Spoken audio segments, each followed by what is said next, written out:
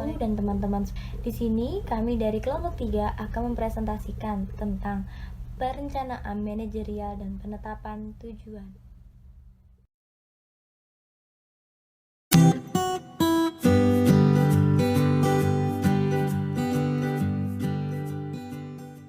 Di sini saya akan memperkenalkan anggota kelompok saya terlebih dahulu.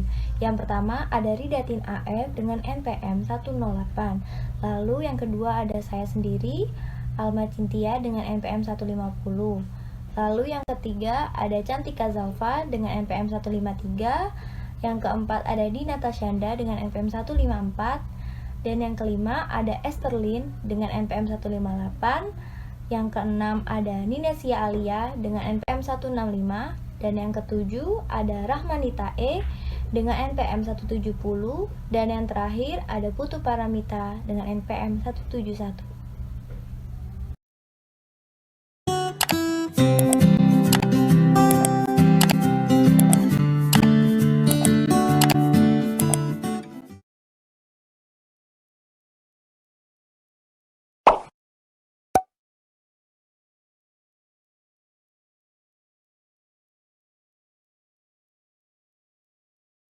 Tingkatan tujuan dan rencana, yaitu proses perencanaan diawali dengan menentukan alasan dasar dari perusahaan yang ditujukan terutama kalangan luar. Hal itulah yang menjadi dasar bagi tujuan dan rencana strategis untuk perusahaan yang kemudian dapat menentukan tingkat taktis dan operasional atau departemen. Para manajer atas pada umumnya yang bertanggung jawab atas penentuan tujuan dan rencana yang menunjukkan keterikatan pada efisiensi dan efektivitas perusahaan.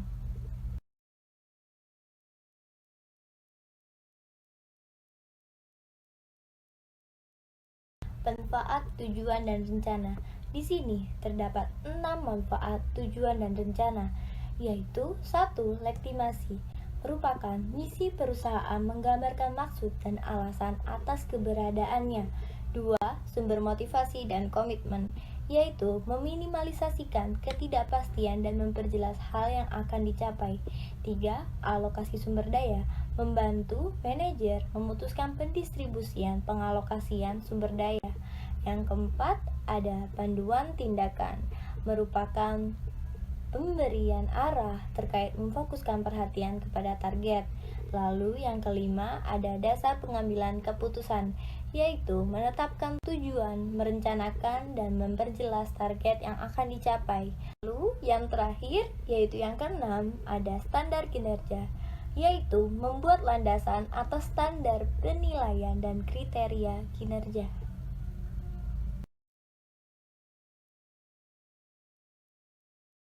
Proses perencanaan perusahaan adalah sebuah proses di mana untuk mencegah manajer berpikir mengenai aktivitas di luar tujuan.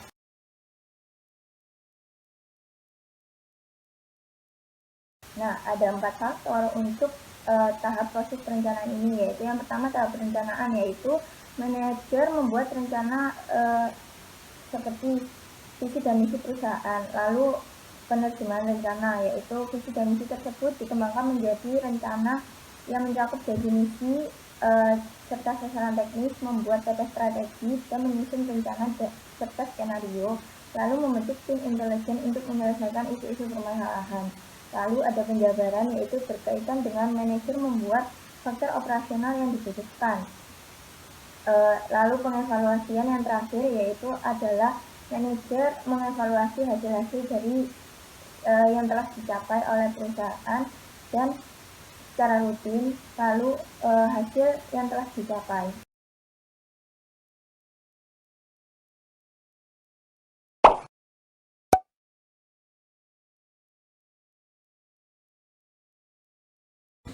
Manajer puncak dalam menetapkan tujuan itu diawali dengan menetapkan misi dan juga tujuan serta rencana perusahaan. Apa yang dimaksud dengan misi perusahaan? Yaitu sebuah pernyataan yang menjabarkan nilai, cita, dan dasar perusahaan seperti kualitas produk, lokasi perusahaan, sikap terhadap pegawai, dan juga nilai-nilai dasar. Tanpa misi yang jelas, tujuan dan rencana tidak akan berjalan sebagaimana mestinya, sehingga kedua hal ini harus saling berkaitan supaya dapat memotivasi para pegawai dalam bekerja.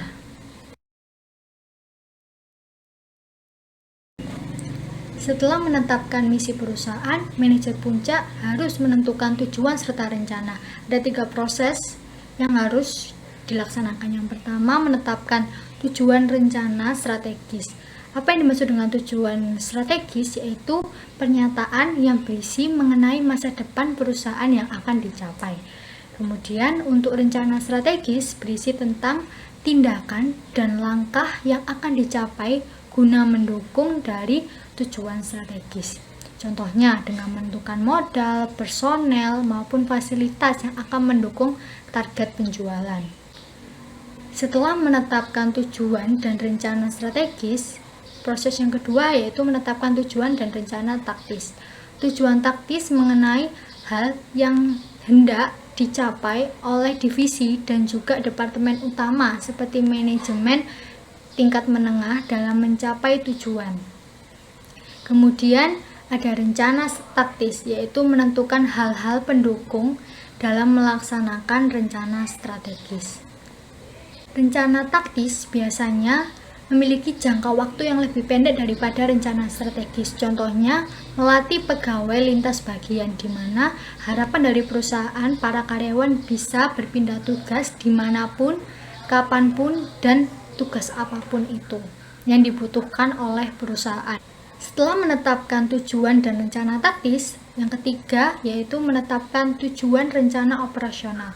Tujuan operasional mengenai hasil yang diharapkan dan disusun oleh tingkat bawahan seperti supervisor, individu pegawai, dan juga manajer departemen yang bersifat pasti dan juga terukur. Kemudian rencana operasional mengenai penentuan langkah dan juga tindakan oleh tingkatan bawahan yang dinyatakan secara kuantitatif. Contohnya dengan pembuatan jadwal secara terstruktur mengenai target yang harus dicapai oleh perusahaan dalam proses produksi maupun penjualan. Menyelaraskan tujuan melalui peta strategi. Tujuan-tujuan perusahaan bersifat selaras. Nah, selaras di sini maksudnya tujuan-tujuan tersebut bersifat konsisten dan saling mendukung agar suatu tujuan dapat tercapai. Kinerja perusahaan merupakan hasil akhir di mana elemen-elemen yang saling bergantung ini berjalan secara selaras, sehingga para pelaku perusahaan dapat bekerja secara harmonis untuk mencapai tujuan spesifik yang membantu perusahaan mencapai kinerja tinggi dan pastinya memenuhi misi. Adapun teknik populer dalam menyesuaikan tujuan, yakni dengan membuat peta strategi. Peta strategi merupakan gambaran visual dari faktor-faktor penting pendorong kesuksesan sebuah perusahaan. Adapun tujuan peta strategi bagi para manajer, yakni peta strategi berperan sebagai sarana untuk melihat hubungan sebab dan akibat antara tujuan dan rencana. Adapun 4 bidang penting yang menentukan suksesnya suatu perusahaan, yaitu pembelajaran dan pertumbuhan, proses internal, layanan pelanggan, dan kinerja keuangan. Adapun manfaat dari peta strategi, yaitu menunjukkan bagaimana keterkaitan tujuan dan rencana antar satu dan yang lain. Pembelajaran dan pertumbuhan berfungsi sebagai fondasi dalam pencapaian tujuan bisnis yang baik. Perusahaan memiliki tujuan pembelajaran dan pertumbuhan yang mencakup melatih pegawai, memungkinkan pembelajaran dan berbagi pengetahuan berkelanjutan, serta membangun budaya dan inovasi. Pada perusahaan sesungguhnya, peta strategi biasanya lebih kompleks dan menyatakan tujuan-tujuan spesifik dan konkret yang relevan bagi perusahaan. Selain itu, peta strategi juga merupakan cara yang tepat untuk mengomunikasikan tujuan.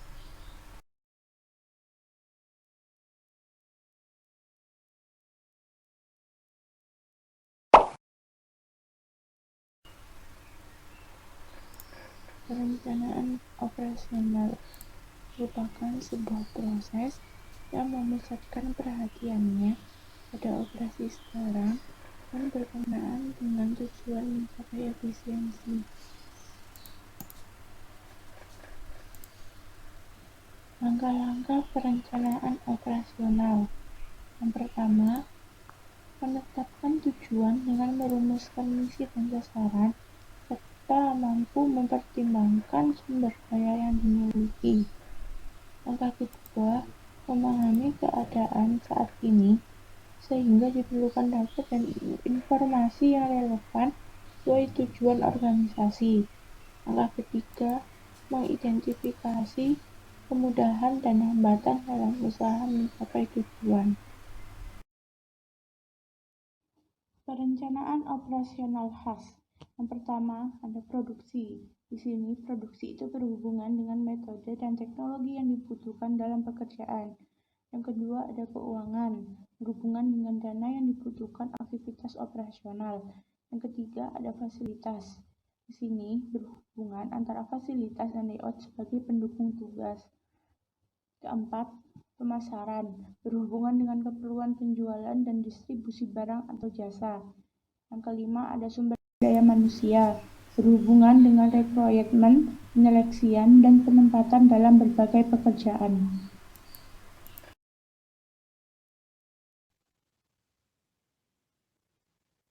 Para eksekutif puncak mengatakan bahwa email dapat membawa mereka ke meja hijau karena membahayakan perusahaan maupun karyawannya. Kenapa sih kok bisa membahayakan begitu? Karena isi-isi dari data-data perusahaan, terus komunikasi karyawan yang menggunakan email, itu bisa berakibat fatal kalau penggunaannya itu tidak benar. Makanya ada pengaturan penggunaan email di tempat kerja.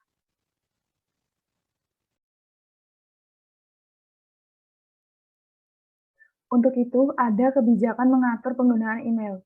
Yang pertama, pertimbangan menampilkan kebijakan email. Saat menggunakan email itu harus ada kebijakannya terlebih dahulu, agar yang menggunakan itu tidak semena-mena. Panduan aturan penghapusan dan penyimpanan email. Karyawan dan perusahaan itu harus tahu saat email masuk, itu juga ada masa penyimpanannya, sehingga saat kita mencari-cari email yang masuk tadi itu tidak terlewatkan. Yang selanjutnya ada panduan jelas untuk penggunaan email. Email itu ada banyak fiturnya, sehingga saat karyawan dan perusahaan ingin menggunakan harus mengetahui terlebih dahulu agar tidak salah menggunakan. Selanjutnya, mengaitkan kebijakan penggunaan email dengan kebijakan lain untuk mengatur perilaku. Jadi, email yang digunakan oleh itu ada kebijakan perilakunya, jadi tidak semena-mena ya. Misalnya, ada karyawan yang ingin menggunakan untuk berkomunikasi, apalagi untuk menipu atau hal-hal buruk lainnya, itu bisa dicek oleh perusahaan. Jadi hati-hati saat menggunakan email ini. Selanjutnya ialah email dan isinya adalah hak perusahaan. Perusahaan berhak mengakses dimanapun dan kapanpun selama 24 jam apapun isi emailnya. Karena itu bisa dijadikan barang bukti juga saat perusahaan maupun karyawan itu terlibat kasus. Di dalam perencanaan operasional itu ada dua tipe. Yang pertama adalah rencana sekali pakai atau single use plan. Biasanya digunakan saat tujuan ini hanya sekali saja atau tidak berulang-ulang. Misalkan suatu perusahaan ini ingin membuat gedung baru. Nah, dibutuhkan perencanaan kan. Nah, itu hanya sekali saja. Terus yang kedua ada rencana tetap atau standing plan. Biasanya digunakan saat tujuan ini berulang-ulang kali dan tidak sekali saja. Tapi rencana ini dalam bentuk kebijakan, peraturan, dan prosedur. Di dalam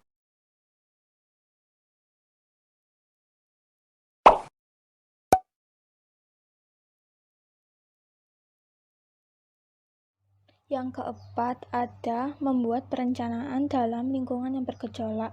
Pada dunia bisnis yang makin bergejolak dan tidak pasti, manajer beralih untuk menggunakan pendekatan perencanaan inovatif yang membantu untuk melindungi perusahaan. Ada 3 metode perencanaan penting berikut ini. Yang pertama ada perencanaan kontingensi, yang kedua ada pembuatan skenario, yang ketiga ada perencanaan krisis. Dari yang pertama, perencanaan kontingensi. Rencana kontingensi yaitu menentukan respon perusahaan ketika mengalami kondisi darurat, kemerosotan maupun situasi yang tidak terduga. Para manajer harus mengenali faktor-faktor lingkungan untuk membuat rencana kontingensi, dan para manajer harus mulai menyusun respon-respon dan berfokus pada kondisi terburuk yang akan terjadi. Yang kedua, pembuatan skenario. Pembuatan skenario melibatkan langkah-langkah untuk mengamati tren dan ketidaksinambungan yang serta memvisualisasikan kemungkinan yang lebih baik di masa depan. Para manajer juga tidak dapat meramalkan masa depan, tetapi mereka membuat kerangka persiapan untuk kemungkinan yang terburuk yang akan terjadi dan siap untuk mengantisipasinya. Yang ketiga, perencanaan krisis. Perencanaan yang memungkinkan untuk menghadapi kejadian yang merugikan perusahaan dan mengurangi potensi masalah. Ada 2 tahapan penting dalam perencanaan krisis. Yang pertama, pencegahan krisis. Melibatkan berbagai aktivitas manajer untuk mencegah krisis dan mendeteksi peringatan potensi krisis. Aspek pentingnya adalah membangun hubungan yang terbuka dengan pihak-pihak yang berkepentingan, seperti pegawai, pemasok, pemerintah, perserikatan, dan masyarakat. Yang kedua, persiapan kritis. 3 langkah yang dilakukan pada tahap ini adalah: yang pertama, membentuk tim manajemen krisis dan juru bicara perusahaan. Yang kedua, membuat rencana manajemen krisis secara terperinci. Dan yang ketiga, membangun sistem komunikasi yang efektif.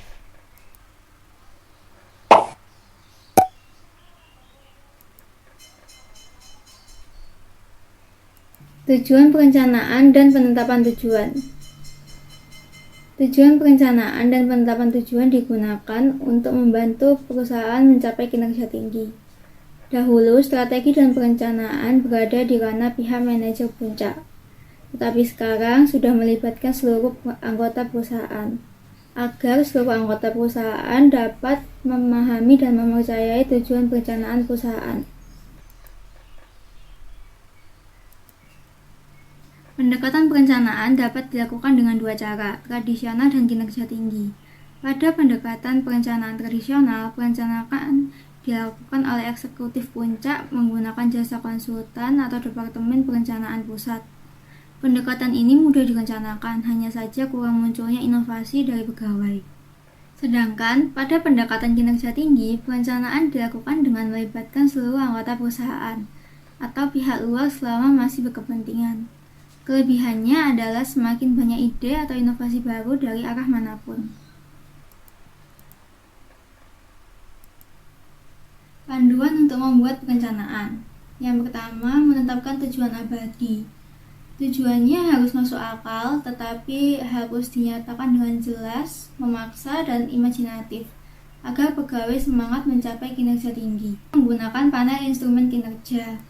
Digunakan untuk mengukur kemajuan dalam mencapai tujuan perusahaan. Panel instrumen digunakan untuk mengawasi indikator-indikator penting seperti jumlah penjualan, jumlah target, pertanyaan pelanggan, dan lain-lain. Yang ketiga, membentuk tim intelijen. Para manajer harus bijak dalam membuat keputusan tentang tujuan rencana. Sekarang sudah banyak perusahaan besar yang menggunakan tim intelijen.